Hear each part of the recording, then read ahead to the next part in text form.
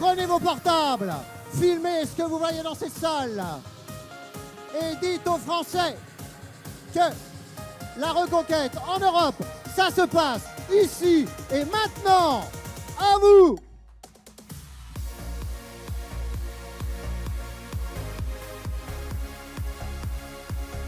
Nos orateurs vont arriver dans un instant. Montrez-leur de l'énergie, de l'envie. Soutenez-vous toujours Éric Zemmour. Soutenez-vous toujours Marion Maréchal. Nous avons besoin de députés. À vous de jouer.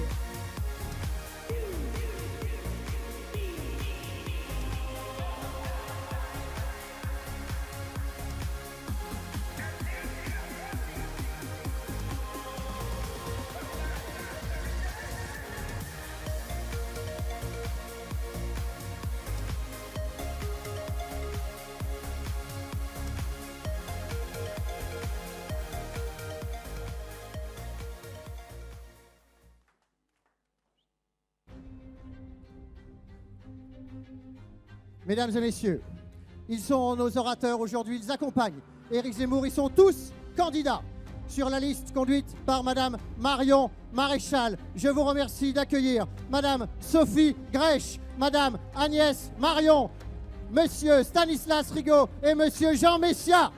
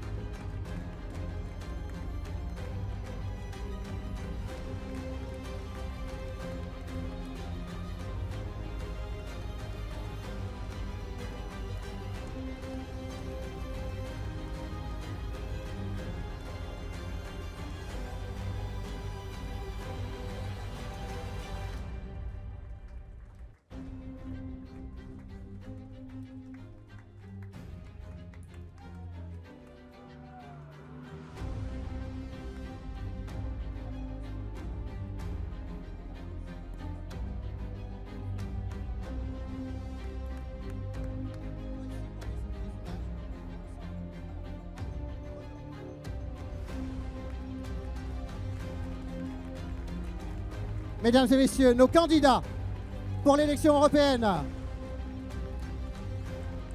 Merci à tous.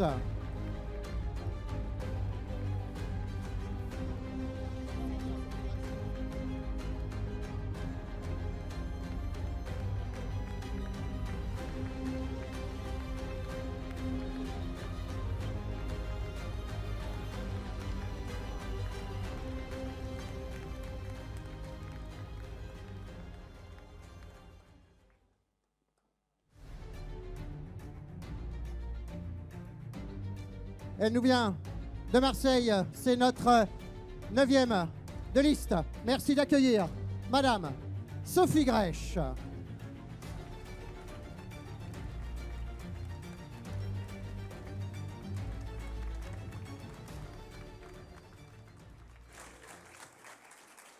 Merci.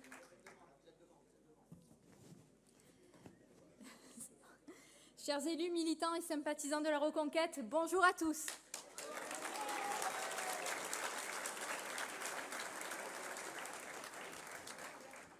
Tout d'abord, un grand merci pour votre présence en ce samedi qui aurait pu être ensoleillé, mais qui ne l'est pas. Mais bon, c'est pas grave, merci. Merci à tous d'être là si nombreux. Je souhaitais, moi, vous parler un peu de militantisme. Notre parti politique est né il y a 2 ans déjà, de la volonté d'un homme de changer les choses, de réagir face aux dangers qui guettent notre pays. Vous le connaissez bien, puisqu'il s'agit de notre cher président, M. Éric Zemmour.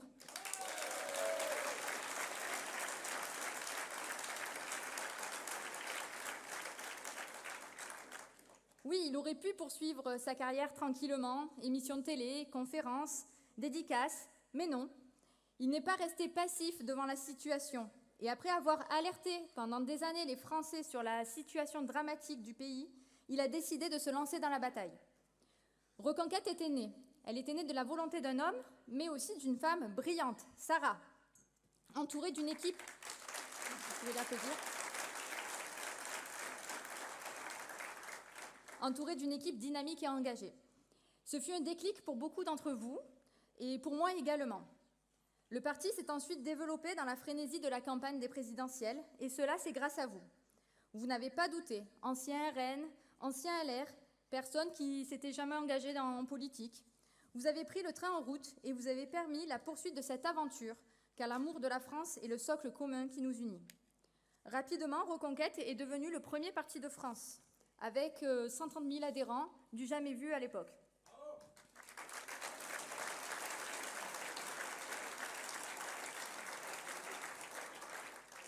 Ensuite, les fédérations se sont organisées, responsables de villes, de secteurs, de circonscriptions, de départements, de régions, jusqu'à la direction du parti. Les actions militantes, vous les avez menées sans faille. Distribution de tracts, collage d'affiches, phoning, organisation de réunions, tenue des bureaux de vote, soutien financier, représentation dans les comités d'intérêt de quartier, c'est ce qu'on a à Marseille en tout cas, présence sur les réseaux sociaux, auprès de la famille, des amis, des collègues. Tout cela est primordial pour la vie d'un parti. C'est à travers tout cela que nous pouvons être au courant de la réalité du terrain. Les gens nous parlent, se confient. Le contact établi, nous pouvons agir pour leur venir en aide. Mise en place de pétitions, rédaction de courriers aux élus, intervention au conseil municipal, dans n'importe quelle assemblée.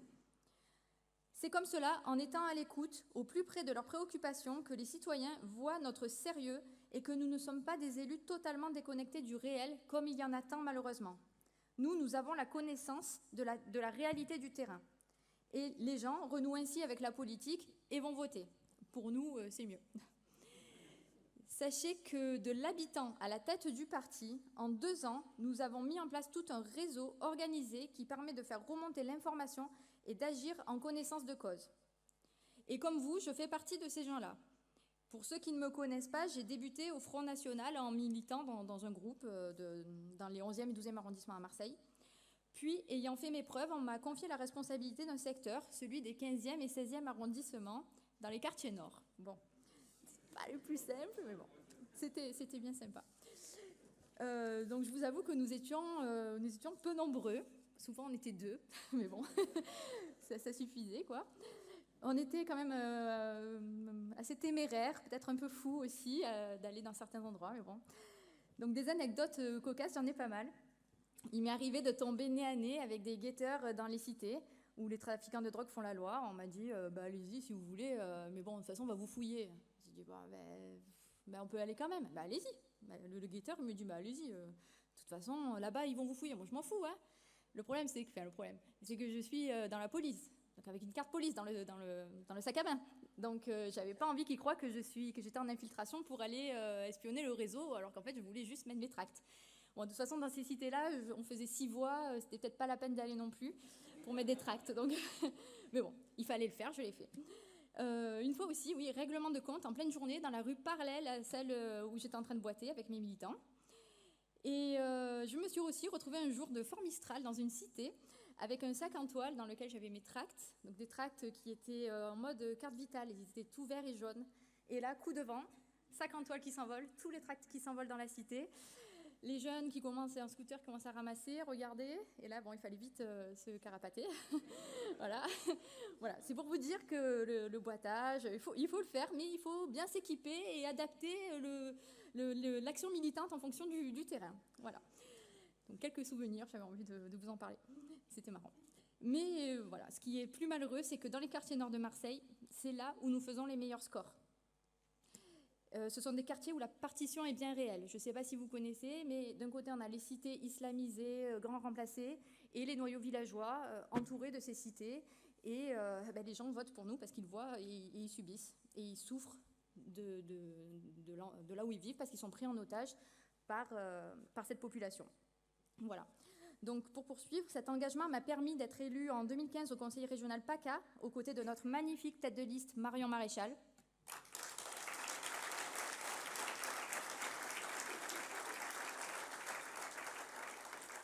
Nous étions un groupe dynamique en 2015 d'opposition à Estrosi puis Muselier. Nous alertions, dénoncions, mettions en lumière des rapports polémiques qui auraient pu être votés en toute discrétion. Donc même en étant dans l'opposition, on peut faire des choses. Et puis c'est aux côtés d'un autre guerrier que j'ai pu continuer le combat, notre cher sénateur préféré, Stéphane Ravier.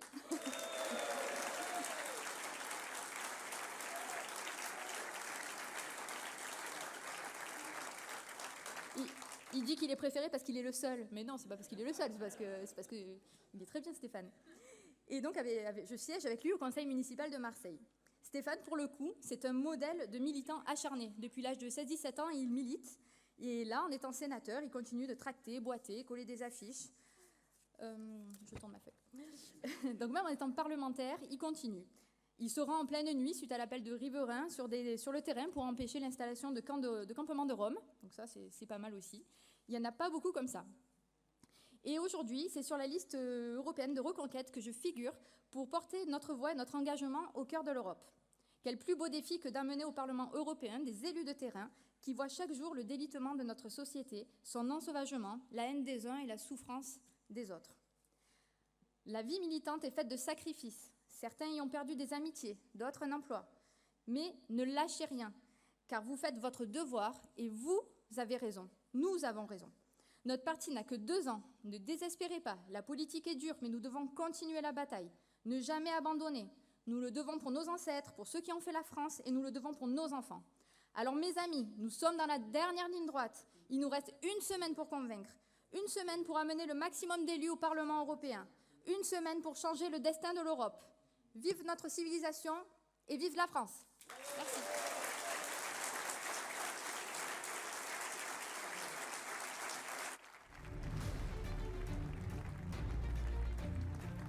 Elle nous vient de Lyon, elle est porte-parole de Parents Vigilants. Elle est notre 7e de liste. C'est la chef de cabinet de Marion Maréchal. Merci d'accueillir Madame Agnès Marion.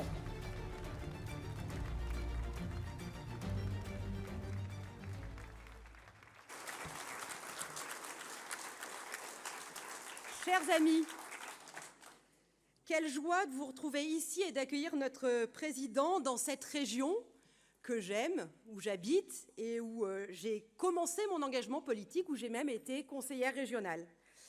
Alors vous le savez, pour les besoins de la campagne, je suis désormais très souvent à Paris et je reviens épisodiquement à Lyon, 1 fois par semaine environ. Et je redécouvre la presse locale lyonnaise quand je rentre. Et alors, je suis rentrée hier, et alors j'ai lu une actualité qui m'a beaucoup plu, mais je pense que vous allez également la savourer.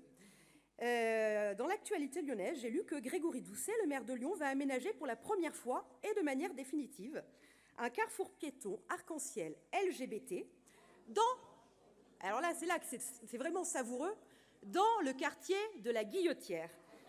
Je ne sais pas si vous connaissez le quartier de la Guillotière. Le quartier de la Guillotière, c'est ce qu'on appelle le Molenbeek français. C'est particulièrement savoureux de voir la déconnexion et la folie progressiste de ce maire qui pense qu'il va pouvoir faire cohabiter les délires LGBT avec des salafistes dans le quartier, et un quartier qui est totalement radicalisé. Incroyable, ça se passe à Lyon, ça se passe dans la région où nous sommes aujourd'hui, où nous accueillons Éric Zemmour. Alors vous le savez, moi aussi j'ai commencé mon engagement politique au Front National avec un homme, Jean-Marie Le Pen, que je salue, j'en profite, qui disait que les écolos, il les comparait à des pastèques. Eh bien, sa petite fille, Marion Maréchal, a repris cette métaphore en disant non, maintenant c'est plus vert pastèque, c'est vert kiwi, parce qu'en fait ils sont verts écolo-progressistes à l'extérieur et ils sont verts islamo-gauchistes à l'intérieur. Et elle a bien raison, et cette actualité nous le prouve une nouvelle fois.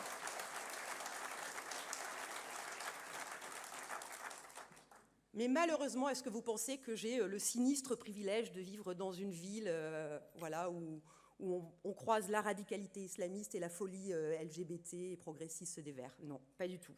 Malheureusement, regardez bien, regardez les JO, regardez les JWOC, comme les a nommés Marion Maréchal.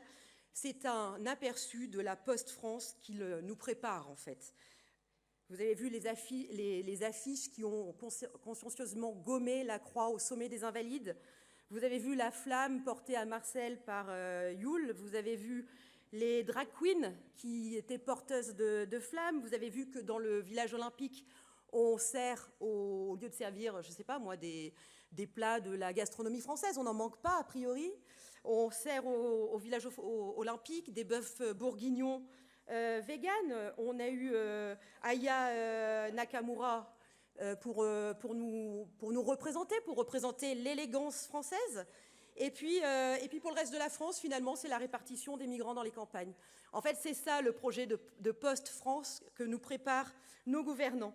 Mais regardez aussi les médias, ce n'est pas tout. Regardez les médias. J'espère que vous avez tous assisté à cette scène d'anthologie entre Marion Maréchal sur France Inter et Sonia De Villers. Sonia De Villers qui ne parvient pas à admettre que derrière les sexes, il y a une réalité biologique. Voilà. Et qui, pour cacher son idéologie, jette des anathèmes avec des comparaisons douteuses et absolument infondées, bien sûr. Donc, vous voyez, l'idéologie LGBT, woke, elle est bien présente, elle est présente dans nos villes, elle est présente à la tête de notre État, elle est présente dans la classe médiatique, mais croyez-vous vraiment que l'Union européenne, en réchappe? Évidemment que non, et 100 fois non. L'Union européenne, évidemment, est constellée de choix idéologiques LGBT et woke. Elle encourage l'activisme LGBT et woke, et d'ailleurs, c'est un lobby surpuissant au sein du Parlement européen. Et nous l'avons vu à travers un certain nombre d'exemples. Vous avez vu le guide de la communication inclusive de la commissaire à l'égalité, Helena Dalli.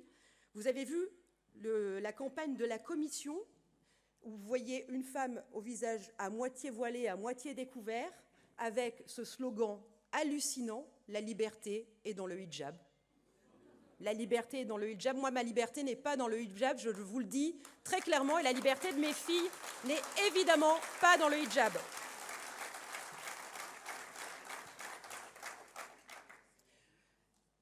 Nous avons lu également les programmes intersectionnels d'Horizon Europe. Nous avons vu comment la Commission européenne faisait en tout temps la promotion de la GPA.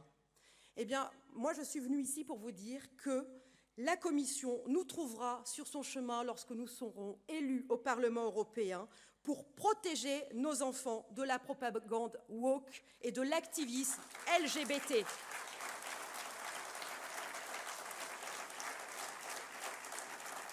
Parce que ça semble très haut, la Commission européenne, mais ce que nous avons constaté avec Parents Vigilants, dont j'ai l'honneur d'être porte-parole et qui a été lancé par Éric Zemmour, c'est qu'en fait, ensuite, cette propagande LGBT, cette propagande woke, elle s'infiltrait partout, jusque dans les classes de nos enfants et jusqu'aux maternelles et aux crèches de nos enfants. Donc il faut absolument également agir à l'échelon européen. Donc vous pourrez compter sur nous pour y interdire toute campagne européenne faisant la promotion de l'idéologie woke, pour supprimer tout financement au wokisme et aux associations militantes LGBT, et évidemment pour travailler à l'abolition de la GPA partout en Europe. Parce que, permettez-moi de paraphraser Corneille dans le Cid, pour finir cette intervention, si tu l'aimes, la France, si tu l'aimes, la jeunesse de France, apprends que revenir vainqueur, c'est l'unique moyen de regagner son cœur. Alors, en avant, tous, le 9 juin, pour la France, pour notre civilisation, pour nos enfants, tous derrière Marion Maréchal et derrière Éric Zemmour. Merci à tous.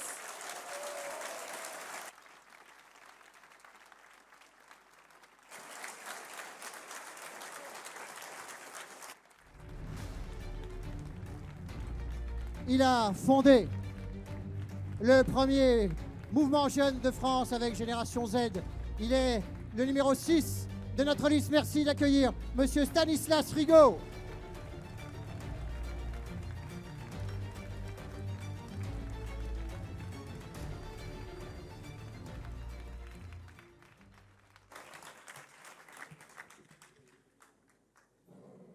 Bonjour à tous, chers amis. Je vois qu'il y a plus d'ambiance qu'à un meeting de Valérie Hayé et qu'il y a 15 fois plus de personnes qu'à un meeting d'Anne Hidalgo. Alors, c'est un compliment, mais c'est vrai que ce n'est pas non plus les plus belles comparaisons qu'on puisse faire. Alors j'espère que la salle va continuer de monter en ambiance. On a Jean Messia et Éric Zemmour qui arrivent après. Il va falloir donner de la voix et donner du coffre.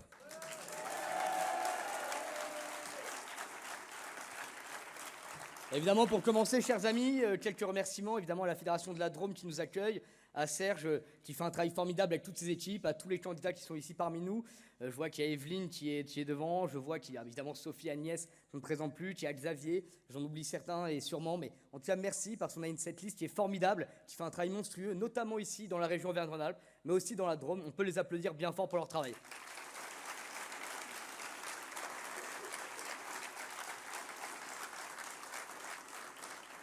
J'en profite également pour remercier toutes les personnes qui permettent à ces meetings de se dérouler. Je pense à toutes les équipes qui sont derrière. Je vois là-bas Enguerrand, je vois Hilaire Bouillet, je vois Romain Barrel, Olivier Hubeda et toutes ces équipes qui font un travail qui nous permettent de tenir meetings et réunions publiques partout en France depuis maintenant plusieurs mois. Sans eux, point de réunion publique. Merci à eux pour leur travail formidable.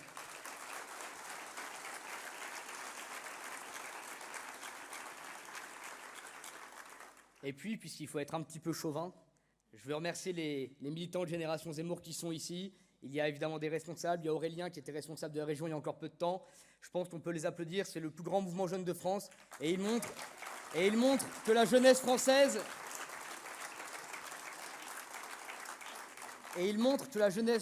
ce n'est pas simplement Louis Boyard et des punks à chiens devant Sciences Po, mais c'est aussi des jeunes qui se battent pour représenter leur pays, qui sont fiers de leur histoire et qui veulent construire une France encore plus grande demain. Cette jeunesse, elle existe, et cette jeunesse, elle a rejoint Éric Zemmour il y a maintenant 3 ans, et elle est aujourd'hui aux côtés de Marion Maréchal pour mener cette campagne et tout donner dans cette dernière ligne droite des élections européennes.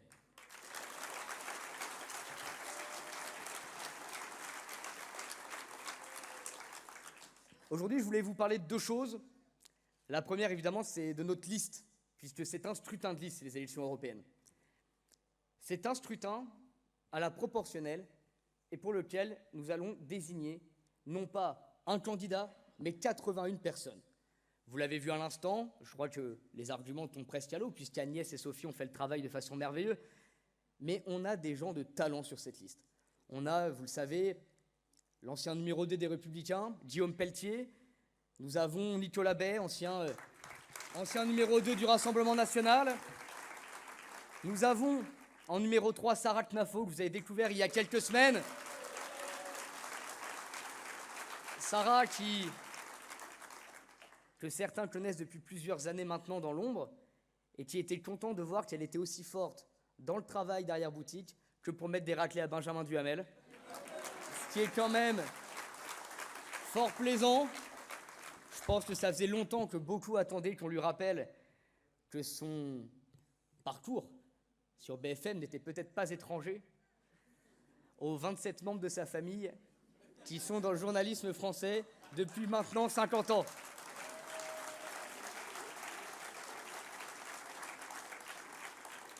Pour faire bref, on a remplacé la lignée des rois de France par la lignée des Duhamel. Sans être monarchiste, j'ai fait mon choix. Et puis, sur la liste, on a des femmes de talent. On vient de le voir avec Agnès et Sophie. Ce n'est pas simplement des candidats qui sont là pour compléter des trous. Vous venez de le voir, ce sont d'anciennes élues, ce sont des personnes de talent qui travaillent depuis des années, soit dans la société civile, soit en politique, et qui n'ont jamais reculé. Et je pense que c'est peut-être le plus grand point commun de cette liste avec Reconquête, c'est que nous avons une liste de personnes qui ne reculent jamais. Jamais, jamais, jamais. Nous avons une liste de personnes qui ne font pas de la politique pour leurs intérêts, mais pour l'intérêt des Français et du pays. Ce sont des personnes qui ont compris, à travers la candidature d'Éric Zemmour en 2021, que la France méritait que l'on se batte jusqu'au bout. Parce que si nous croyons profondément et réellement dans le discours d'Éric Zemmour, si nous pensons profondément que la France est gangrénée par 3 grands mots MAUX, par le grand endoctrinement, par le grand déclassement et par le grand emplacement, si nous le croyons profondément et sincèrement, nous avons une chose à faire, notamment pour la semaine à venir, mais pour les 10, 15, 20 ans à venir. Nous devons nous battre. La France mérite de se battre pour elle. Nous devons nous battre de façon acharnée pour défendre notre pays, notre civilisation et notre peuple.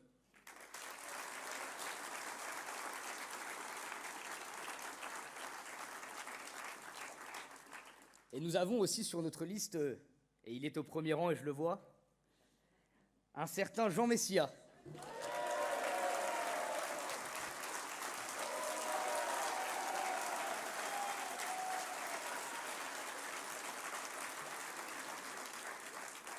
Bon, puisque vous ne l'aimez pas beaucoup, Je vais essayer d'en dire un petit peu du bien. Ah, c'était un peu timide comme applaudissement.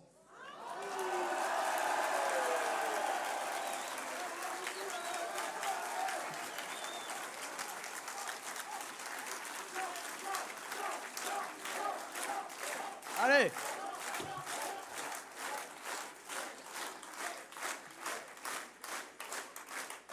Oh, c'est Olivier Hubeda qui va être content. J'ai finalement rien à dire, je gagne 30 secondes de mon temps de discours.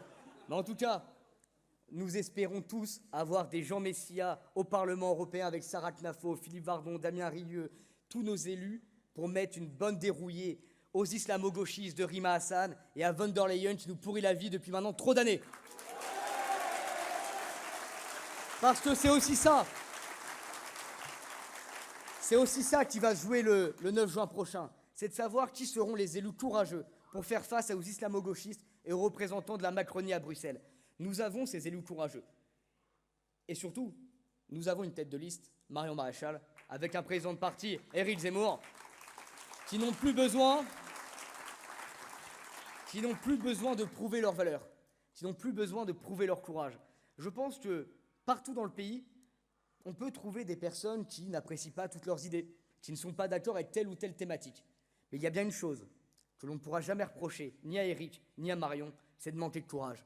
Ça fait maintenant des années, Éric Zemmour à la télé, Éric Zemmour à travers ses livres et à travers évidemment la campagne présidentielle qui a rassemblé plus de 2,5 millions de personnes et qui en rassemblera 15 millions en 2027. Marion, à travers son travail à l'Assemblée nationale et puis en créant l'ICEP, ce sont des personnalités de talent et de courage qui ne se débinent pas à la moindre pression et qui décident, quand ils ont des convictions, d'aller jusqu'au bout. Je crois qu'être sur la liste de Marion et d'Éric Zemmour, c'est une grande fierté. Encore merci à eux de leur confiance.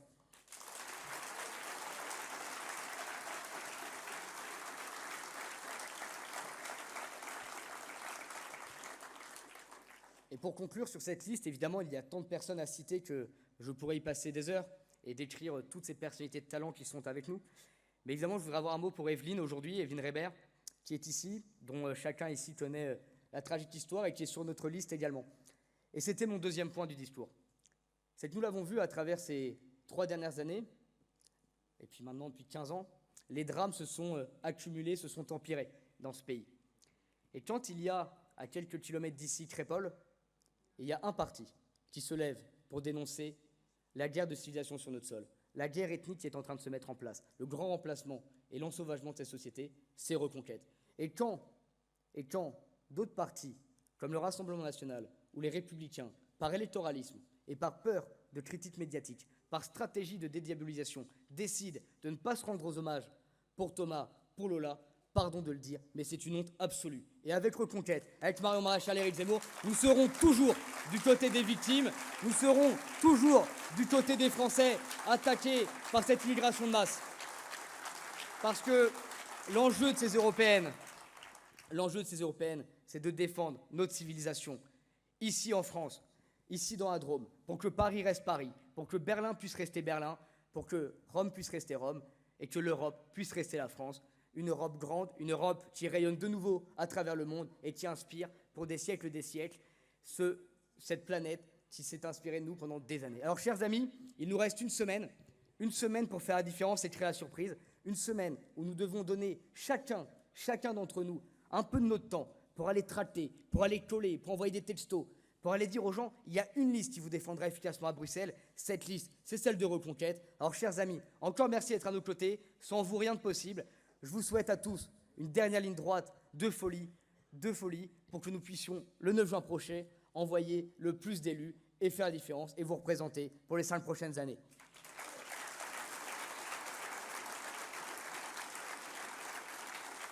En 2024, on prend Bruxelles. En 2026, on prend toutes les villes possibles. Et en 2027, on prend le pouvoir une bonne fois pour toutes. Merci à tous. Vive Marion Maréchal, vive Éric Zemmour et surtout...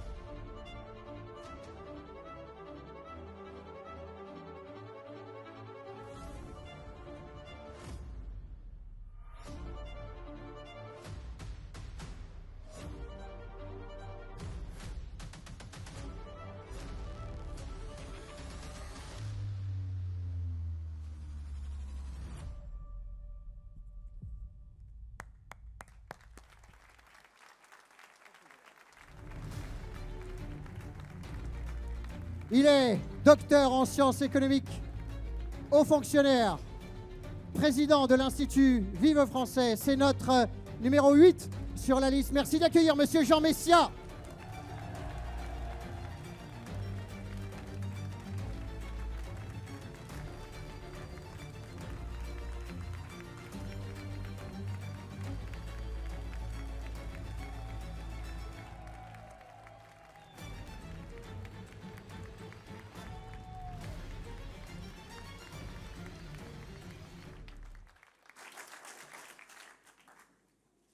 Merci mes amis, merci pour votre accueil si chaleureux qui me réchauffe le cœur. Merci d'être là pour accueillir notre président Éric Zemmour qui va s'exprimer juste après moi.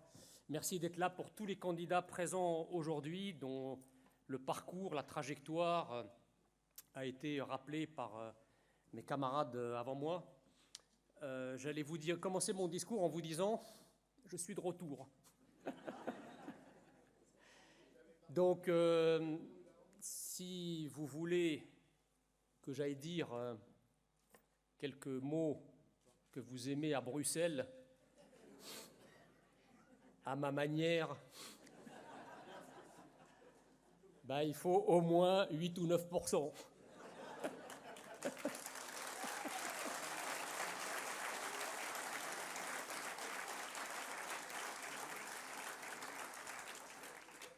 Je vous promets une belle vidéo à l'entrée du Parlement européen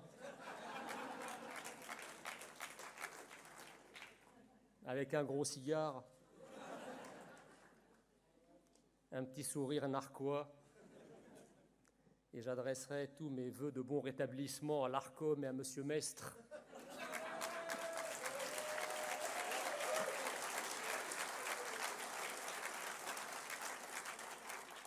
Il ne tient qu'à vous de rendre ce rêve, de rendre cette revanche réelle. Et je voulais évidemment remercier tous les militants, les adhérents, tous ceux qui donnent de leur temps pour Reconquête ici, dans la Drôme, parce que vous êtes la sève à la fois de notre mouvement, mais aussi la sève de la France, parce que vous vous engagez pour la France. Et c'est exactement le combat que je mène depuis des années. Quand je suis arrivé en France, je n'avais qu'une idée en tête, c'est rendre à la France une partie de l'immense dette morale que je lui dois. Pendant que Rima Hassan s'interroge sur ce que la France doit rendre à l'Algérie, eh bien moi je m'interroge, et elle devrait en faire autant, elle qui a été naturalisée en 2010, elle que la France a accueillie avec sa famille, elle devrait plutôt s'interroger sur la manière de rendre au moins une partie de la dette qu'elle doit à la France.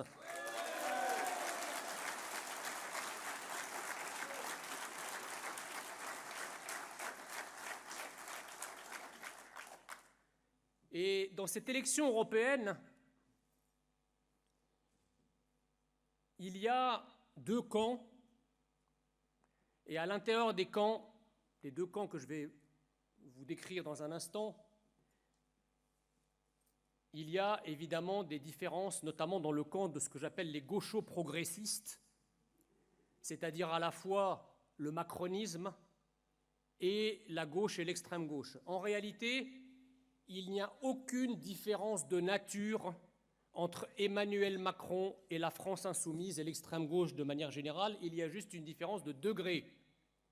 C'est-à-dire que là où l'extrême gauche et la LFI dit « nous voulons remplacer et islamiser la France tout de suite », de manière instantanée, le plus rapidement possible pour en finir le plus vite possible avec ce que fut la France, Macron dit non, il faut prendre son temps. On va y arriver, mais petit à petit, par une lente sédation identitaire profonde et continue, dans le but ultime d'euthanasier la France. Donc, les deux poursuivent le même objectif. Macron, qui se présente en responsable contre la France insoumise, c'est faux. D'ailleurs, tout le démontre dans sa politique. L'immigration, l'islamisation, l'insécurité, l'ensauvagement, c'est sous Macron que ça a eu lieu. Ce n'est pas sous la France insoumise. Et ensuite, vous avez le camp national, auquel nous appartenons. Et je dirais auquel nous sommes désormais les seuls à appartenir. Nous sommes fidèles à cette phrase merveilleuse du général de Gaulle, qui ne croyait pas que transiger pouvait permettre d'obtenir la victoire. Nous voulons de la victoire, mais ce qui nous différencie avec nos concurrents du Rassemblement national, c'est que nous voulons la victoire sur nos idées.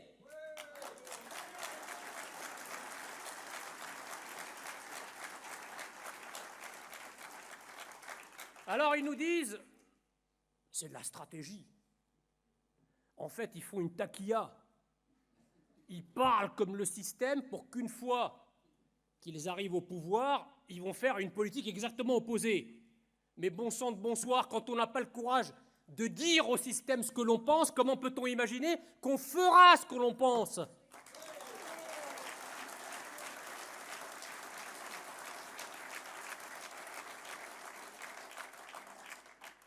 La différence entre Reconquête et le Rassemblement national est une différence d'idées, elle est simple. Nous avons des idées, ils n'en ont pas.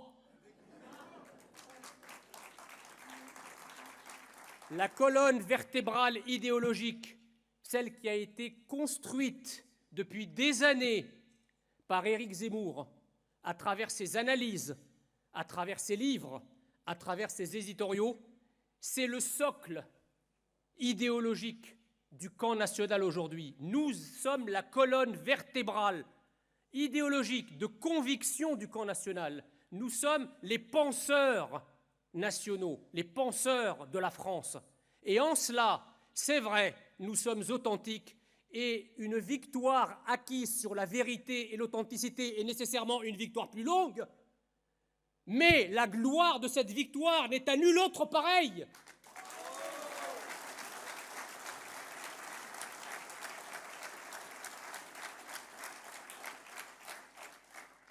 N'ayez pas peur pour l'instant de ne pas être majoritaire. Est-ce que vous pensez sincèrement que le général de Gaulle en 1940 se serait dit « faisons un peu de collaboration ». Ben ouais, la France libre, c'est que 7000 personnes. J'en annonce 150 000 aux Anglais, mais c'est faux. On n'est que 7000. Faisons un peu de collaborationnisme. Fricotons un peu avec Pétain pour avoir un peu plus de monde qui arrive. Le général de Gaulle, en 1940, a dit « La plus grande faiblesse implique la plus grande intransigeance ».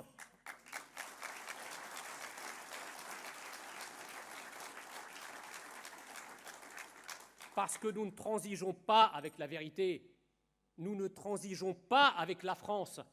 Nous ne céderons pas un seul millimètre de la France pour faire plaisir à qui que ce soit. Nous sommes Français jusqu'au bout des ongles et nous allons le rester.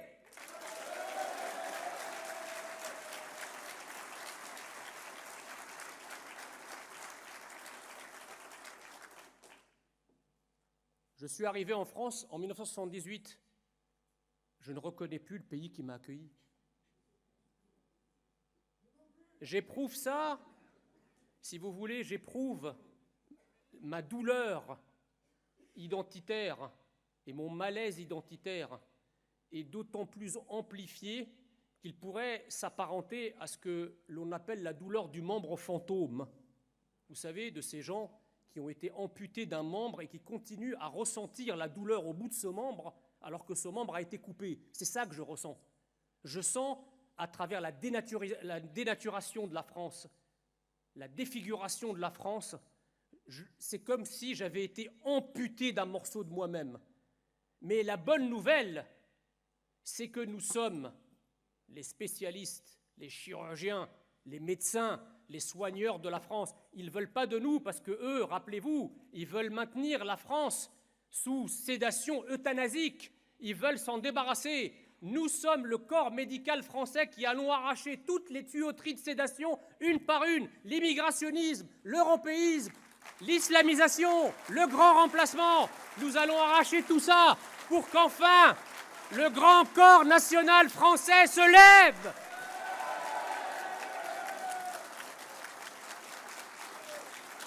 Parce que j'entends le cri indicible de cette France qui ne veut pas mourir.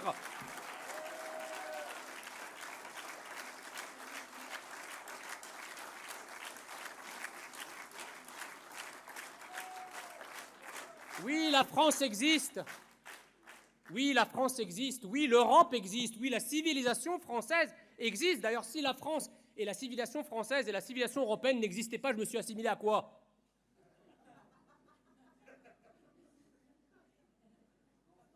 L'autre disait la République, c'est moi. Moi, je lui réponds la France, c'est moi.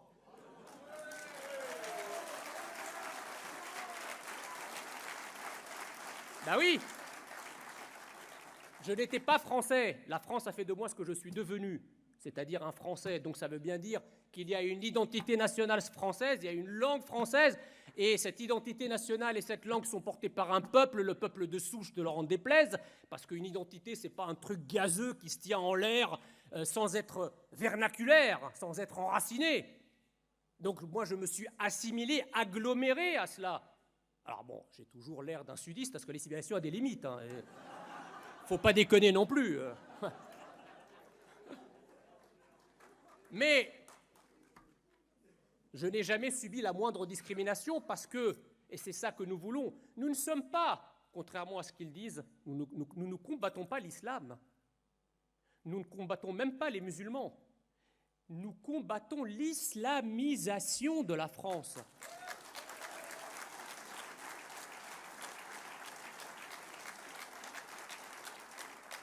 Nous ne combattons pas les femmes voilées et les gens en camis, mais nous ne voulons pas voir la France voilée et en camis.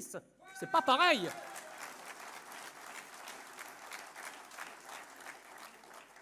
Lorsque nous allons dans les pays du Moyen-Orient, ça ne nous dérange pas d'avoir des femmes voilées, des camis, l'appel à la prière, c'est normal. C'est le creuset civilisationnel arabo-musulman qui nous dépayse tant quand nous partons de l'autre côté de la Méditerranée. Donc nous n'avons aucun problème avec ça. Mais de la même manière qu'on ne peut pas dire que le Maroc, par exemple, qui combattrait une entreprise d'évangélisation de leur pays, serait christianophobe, eh bien, l'entreprise d'islamisation de la France, la combattre n'est pas islamophobe, c'est tout simplement être patriote et national et attaché à son identité.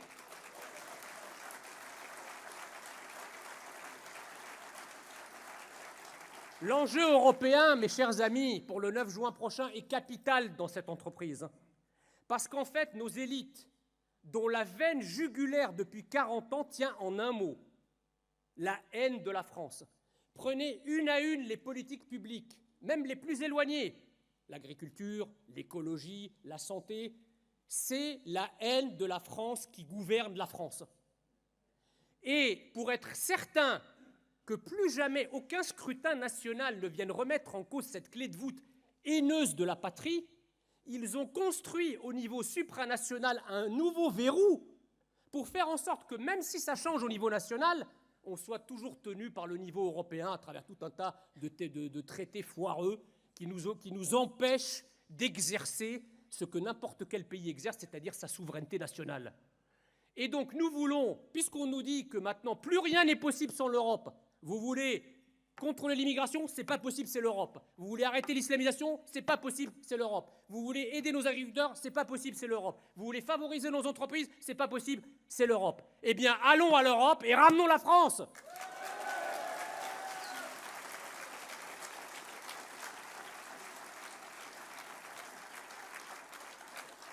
L'enjeu du 9 juin prochain est un enjeu capital.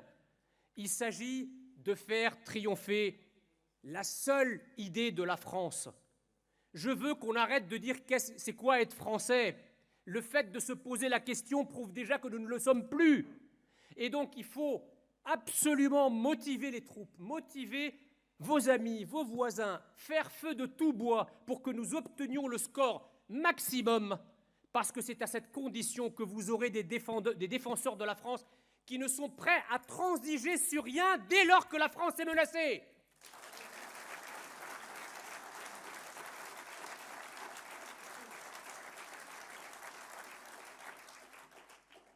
Moi, j'ai tout quitté, ma carrière dans la fonction publique, parce que je voulais revenir défendre la France. Je l'ai fait à travers plusieurs engagements politiques. Je veux vous dire, si j'étais resté dans la haute fonction publique et que j'avais fait carrière, mais si j'étais resté aussi dans le cheptel de l'immigration haineuse de la France, j'aurais été aujourd'hui ministre de Macron. Mais malheureusement, enfin heureusement pour moi, mais malheureusement pour eux, moi, j'ai bu aux sources de la France, je me suis nourri de la France. Il est impossible que je trahisse le pays qui m'a accueilli.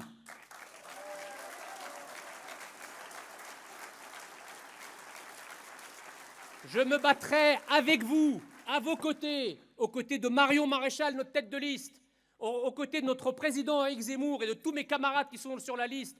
Je me battrai jusqu'au dernier souffle, parce que nos ancêtres nous regardent là-haut. C'est vrai que les miens sont pharaons, ils sont pas... Mais bon. Là, ça fait un peu bizarre de se lancer comme ça solennellement et puis de retomber, mais bon. Mes ancêtres étaient pharaons, mais par la magie de l'assimilation, ils sont devenus Gaulois et c'est les Gaulois que je veux défendre.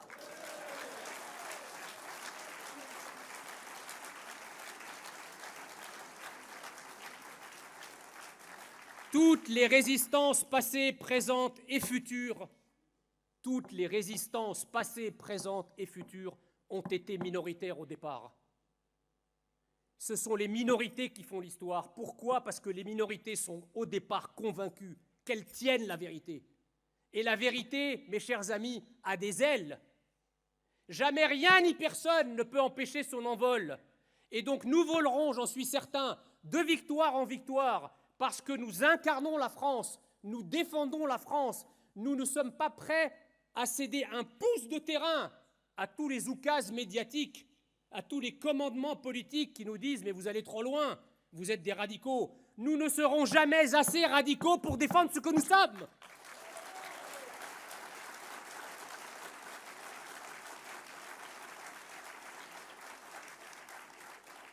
Et je ne veux pas de mon voile, ma liberté. Fou. Vous croyez que la liberté, c'était Brigitte Bardot, les cheveux au vent sur la Harley Davidson? Non. La liberté, c'est d'être bâché. Rien voir. Habillé comme l'Arabie Saoudite il y a 1000 ans. Pas ça, la France. En France, nous croyons dans la liberté, certes, mais nous croyons aussi dans notre civilisation. Et en France, on vit, on se comporte, on parle, on s'habille comme les Français.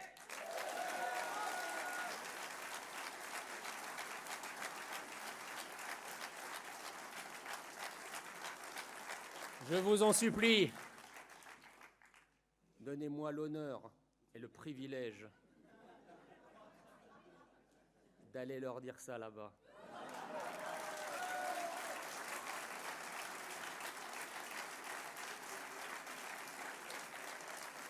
Et si jamais ils mouftent, j'ai un mot magique à leur dire. Vous êtes des racistes. Merci beaucoup. Vive notre tête de liste, Marion Maréchal. Vive le président de notre parti, Éric Zemmour. Vive tous mes colistiers et colistières. Vive Reconquête. Et surtout, merci.